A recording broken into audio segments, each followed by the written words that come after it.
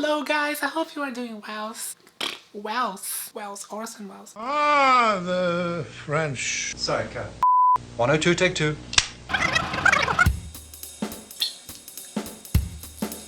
Hello guys, I hope you are doing well. Today's video, I'm gonna talk about something that I haven't talked about in my channel for a while. I'm gonna talk about philosophy. I know that many of you subscribe to me because of my philosophical content, and yeah, recently my channel has changed a little bit. But I'm still gonna talk about philosophy from time to time because I am a fucking nerd and I really like it. But I understand that philosophy might not be everybody's cup of tea. And I know that many of you are really not interested in hearing me spurging out about atheism for fucking half an hour. But I promise that I will try my best to make this engaging. So even if you are not into philosophy, if you're not into logic, at least give it a go. Maybe you'll find that it's not that bad after all, and it's actually kind of cool, kind of interesting. That's what I hope to do with this video. Now, I don't have any actual formal education in philosophy. I just read it because I like it. But of course, this is the internet, and I can just easily LARP as a philosopher because why the fuck not? And that's exactly what I'm going to do. I already have here my study background ready to go, which will definitely help convincing some of you that I am the shit. And I also have some brain juice, the only approved nectar of real critical thinkers. Now, I don't think I have ever drank whiskey straight from the bottle.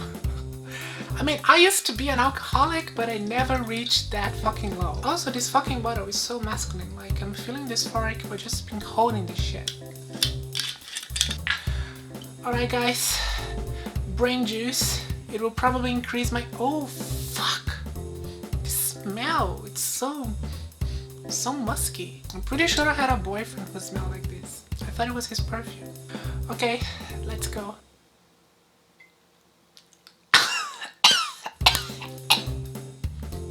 Hope this shit doesn't make my dick grow back. Whew.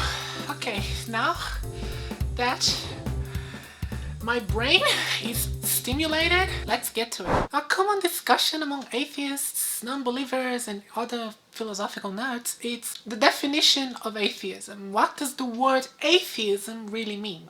I actually did a stream about that a while ago. Some of the arguments that I made were good, some not so much. This video, however, is a little bit different because I've been thinking about this, and honestly, the discussion is not so much about the meaning of atheism. It's not a semantic discussion. I mean, there is a semantic discussion, but the real debate, the one that really causes people to disagree, is the logic debate.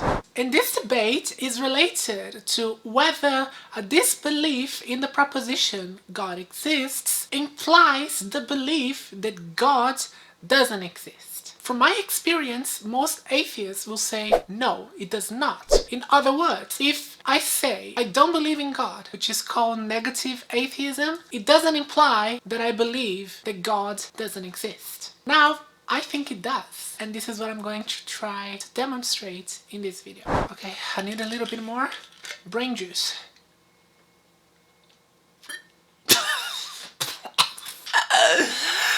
I can't drink this shit straight. Fuck it. I came prepared, so what I'll do, I'll just fucking mix it. How do you open this shit with fake nails?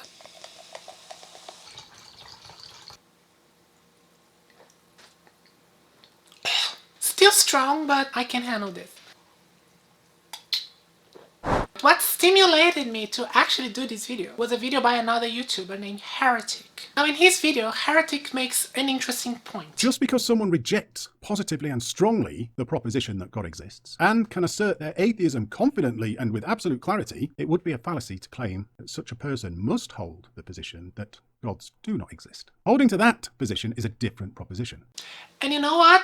I agree with him. I never thought about it that way, but I think he's actually right. They are two different propositions. But despite being two different propositions, I do think that negating the first implies a belief in the second. So get ready because, bitch, I'm gonna put my P's in your B's. I'm really trying, guys. I'm trying to make this entertaining. Don't hate me. So let's look at both propositions. First proposition, God exists. Second proposition, God doesn't exist. Now, if you believe in proposition 1, God exists, that means you are a theist. If you disbelieve the proposition, if you negate it, you are an atheist. Now let's look at proposition 2. If you believe in it, you are an atheist. And if you disbelieve it, you are a theist. And the reason why is so is because when it comes to propositional logic, there are only two options. God exists or God doesn't exist. There is no state where God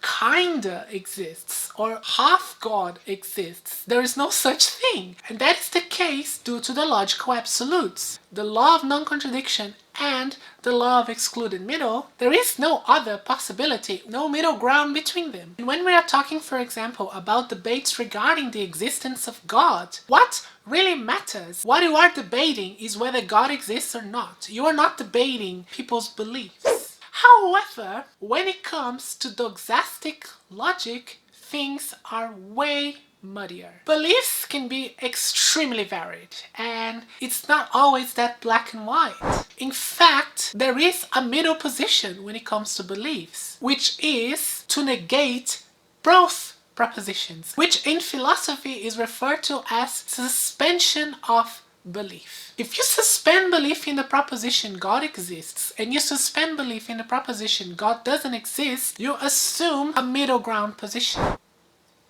And since we are talking about beliefs, it doesn't violate the law of non-contradiction and the law of excluded middle, because those are related to propositional logic, not to doxastic logic. And the reason why is because you might think there is not evidence to have a position either way. You might say, look, I don't have any evidence to make any position. I'm just gonna sit on the fence here because I don't know. That is perfectly fine. That is perfectly acceptable.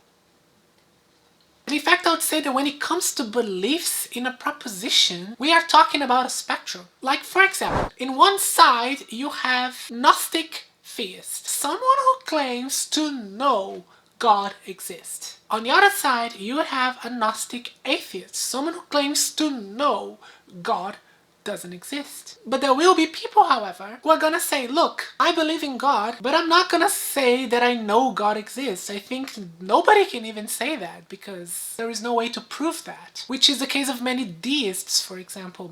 My dad is an example. That makes him agnostic theist. He believes in God, but he thinks it's not knowable. And on the other hand, you're gonna say people like myself, for example, who are gonna say, I believe there is no God, but I'm not gonna say I know that there is no God because I think the proposition is unknowable. There is no way to actually know it. And that's when philosophers came up with terms such as Gnostic theist, agnostic atheist, agnostic theist, Gnostic atheist. And if you are using these terms in this context, they do make sense. I used to be someone who would say agnostic atheist doesn't make sense, but it does make sense. If you use them in this context, it does make perfect sense because you are saying that there is no way to know for sure if God exists or doesn't, but you can still form a belief. But I also believe that there is a complete middle ground position. Someone who is completely on the fence, which is what I call a pure agnostic. The difference between a pure agnostic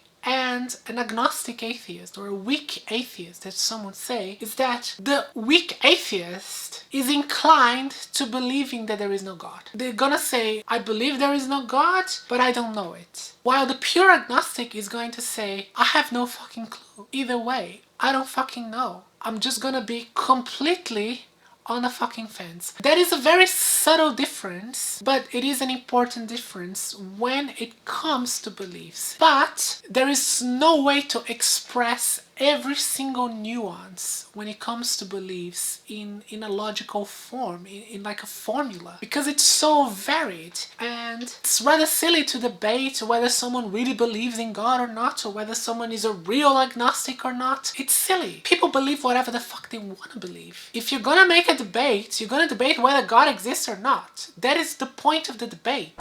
I would agree with Matt Dillahunty. I think it's Matt Dillahunty who says that when it comes to debate, it's the proposition God exists. That's what we're going to debate. We're not going to debate whether someone really believes in God or not. Beliefs is something very personal. It's the reason why I will never debate whether God exists or not. Because it's a personal belief. If you believe in it, good for you. I don't give a shit. So anyway, the conclusion... This is way stronger than wine. The conclusion for this mess of a video is, when it comes to doxastic logic, there is a huge variety, because you could be a weak atheist sorta tending towards agnosticism, which I guess would mean that you wouldn't believe that God doesn't exist, but you'd be inclined to have that belief. It's very nuanced. So when we are talking about the meaning of the word, what the word really means, well, guess what? It depends on fucking context. So the best is, when you're gonna talk about this, just ask the person, what the fuck do they mean by this word? That's it. There's no need to have endless debates about what the word actually means. It's fucking pointless. Anyway, guys, I am drunk. Like, seriously drunk. I don't even know what the fuck I'm doing here or what I'm talking about. So, thanks for watching, and yeah, have a good one. Cheers.